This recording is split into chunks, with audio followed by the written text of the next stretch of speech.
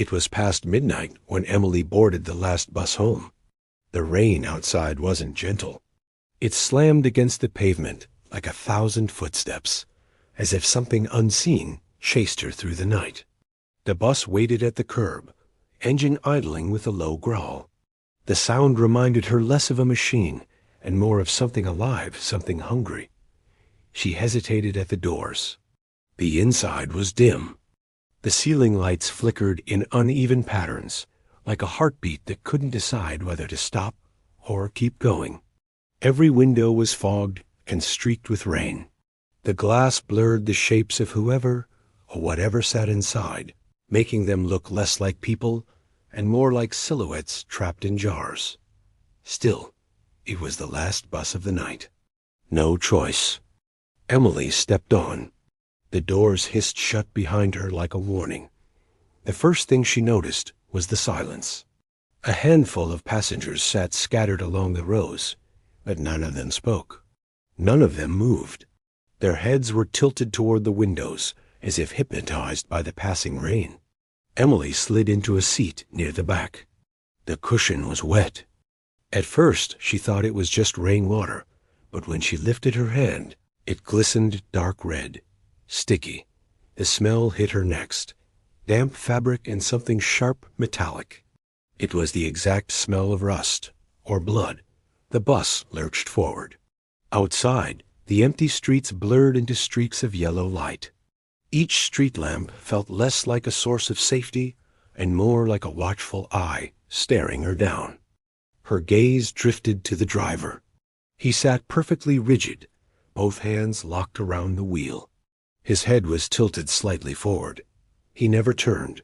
He never blinked. He never breathed. Emily swallowed hard. Something wasn't right. Then she heard it. Breathing, not hers. It was shallow, ragged, coming from just behind her seat. Her phone buzzed. The screen lit up with a message from an unknown number. 4 words. Don't look up. Her body froze.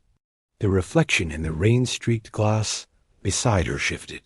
The passenger behind her wasn't sitting anymore. He was standing. The phone buzzed again. A new message appeared. Too late.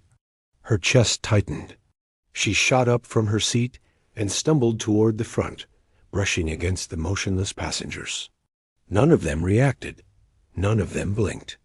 Slowly, unnaturally, their faces turned toward her. But there were no eyes, no mouths. Just smooth, pale skin stretched where features should have been. Emily reached the driver, gasping, "Please, stop the bus." He didn't answer. She reached out and touched his shoulder. The flesh beneath his uniform was ice cold, unmoving. Slowly, his head turned toward her with a grinding sound. Where his face should have been, there was nothing. Just blank, stretched skin. The ceiling lights exploded all at once. Glass rained down. The bus plunged into total darkness. Then came a flash of lightning outside. In that split-second glow, she saw them. Every passenger was standing in the aisle now. All faceless, all facing her. Her phone buzzed again. The screen glowed in the dark. A single sentence. "Now we're all looking at you." The bus trembled violently. The windows began to crack one by one, spider webbing like fragile bones snapping under pressure. From the cracks, black liquid shadows began to seep in. They crawled across the floor in writhing tendrils, slithering up Emily's legs, wrapping around her arms, tightening against her throat. She tried to scream, but the shadows forced their way into her mouth, choking the sound. The faceless passengers moved closer. Their heads tilted in unison, like puppets sharing one mind. Emily's phone buzzed a final time.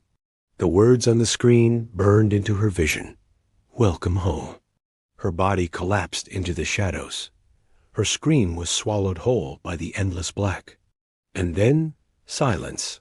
The bus kept rolling. No driver, no sound of wheels. Just darkness beyond the windows.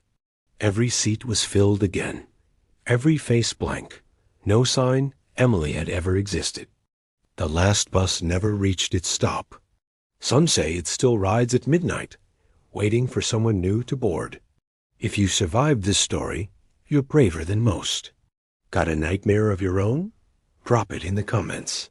I might turn it into the next horror film. Stick around. You don't want to miss what's coming next.